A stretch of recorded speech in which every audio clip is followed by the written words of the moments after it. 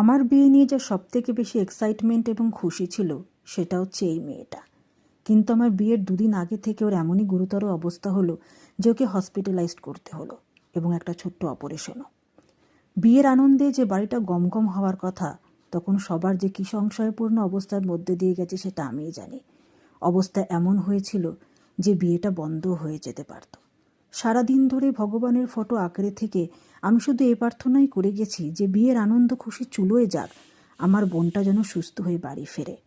সবার প্রার্থনায় এবং আমার মা দুর্গার আশীর্বাদে আমার বোনটা সুস্থ হয়ে যায়। তার খুশির খবরটা পাই বিয়ের ঠিক আগের দিন রাত্রিবেলা। সে হয়তো আমার সঙ্গে থাকতে পারেনি বিয়েতে, কিন্তু এই খুশি নিয়ে আমি বিয়ের পিঁড়িতে বসেছি যে ও সুস্থ হয়ে উঠেছে, সেটাই আমার কাছে অনেক। When she is happy and well, I am also happy and well. I love you so much, Babun.